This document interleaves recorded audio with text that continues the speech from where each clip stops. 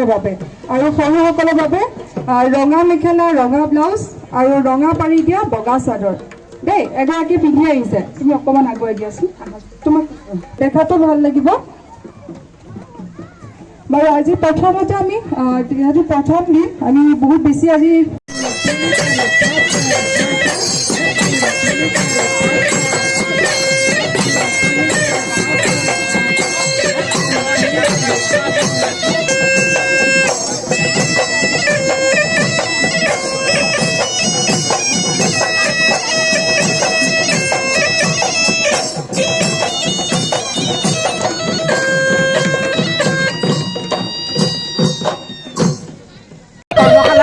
প্ৰথমবাৰ ময়ে আৰম্ভ কৰিছিলোঁ মুখ্য প্ৰশিক্ষক হিচাপে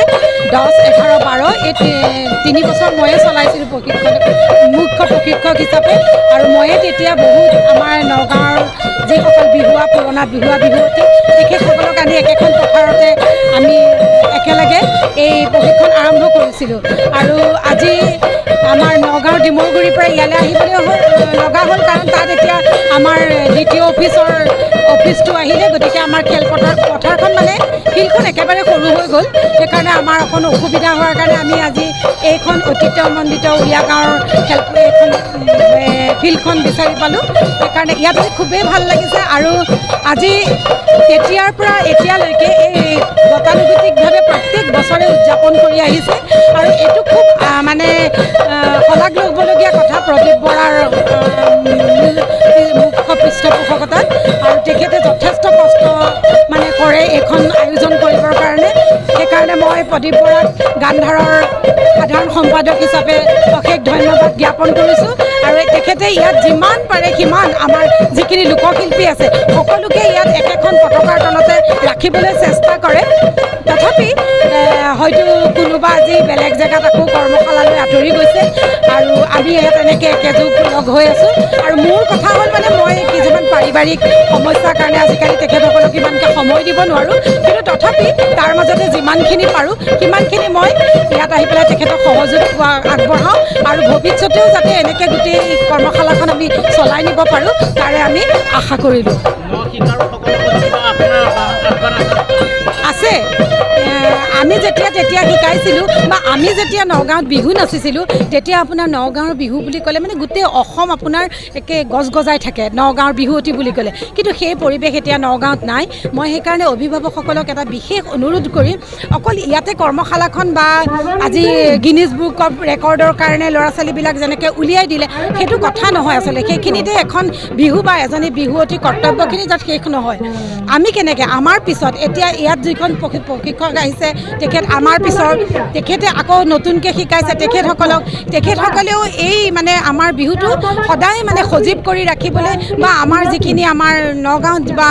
আমাৰ আশে পাশে অঞ্চলবিলাকত যিখিনি বিহু কম্পিটিশ্যন হয় নগাঁও ডিষ্ট্ৰিক্টৰ পৰা গৈ পেলাই তেওঁলোকে বা আমাৰ কৰ্মশালাৰ ফালৰ পৰা গৈ প্ৰতিদ্বন্দ্বিতা আগবঢ়াব লাগে তেতিয়া আমাৰ বেছি আমি যে শিকাইছোঁ বা আমি যে তেওঁলোকক কিবা এটা দিছোঁ তেতিয়াহে আমাৰ মানে আচল ফলটো আমি লাভ কৰিম বুলি ভাবোঁ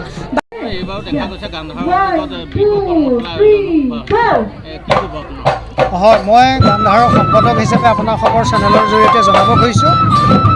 গান্ধাৰৰ যুগত 2006 চনৰ পৰাই এই নিভাঁজ অসমীয়া জাতীয় বিহু উৎসৱটি আমি সঠিক ৰূপত শিকাবৰ বাবে কৰ্মশালা আয়োজন কৰি আহিছোঁ এই কৰ্মশালা প্ৰতি বছৰে আমাৰ নগাঁও ডিমৰুগুৰি STC ফিল্ডত অনুষ্ঠিত হৈ আহিছিল এইবেলি আমি ঐতিহ্যমণ্ডিত এই উৰিয়া গাঁৱৰ খেলপথাৰত আমি ৰূপায়ণ কৰিছোঁ আমি প্ৰত্যেক বছৰৰ দৰে এইবেলিও দেখিবলৈ পাইছোঁ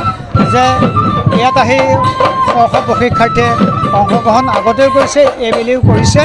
গতিকে ইয়াত আমি নিভাঁজ বিহু নাচটো প্ৰদৰ্শন কৰি শিকাবৰ বাবে আমি অসমৰ বিশিষ্ট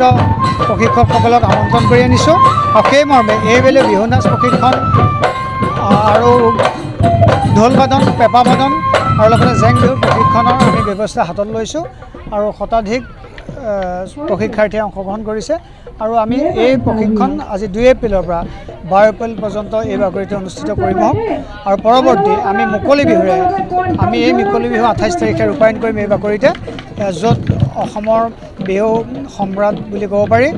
আমি ধনকলীয়া অভিধা প্ৰদান কৰিম সোমনাথ বৰা ওজা ডাঙৰীয়াক। ধনকলীয়া মানে হৈছে বিহুৰ দেৱতা, গতিকে তেখেতক বিহুৰ দেৱতা উপাধি প্ৰদান কৰিম। আৰু লগতে অসমৰ বিশিষ্ট অভিনেত্ৰী মহাময়ী অভিনেত্ৰী প্ৰস্তুতি পৰাশলৈ অভিনয় চন্দ্ৰমা অভিধা প্ৰদান কৰিম। 100 নগাঁও লোকশিল্পীক সম্বৰ্ধনা অনুষ্ঠান ৰূপায়ণ কৰিম। আৰু লগতে ইয়াত আমি চেষ্টা কৰিম 1000 নাচনীৰ দ্বাৰা বিহু প্ৰদৰ্শন কৰাৰ ব্যৱস্থা। আৰু লগতে নগাঁৱৰ লগতে অসমৰ বিভিন্ন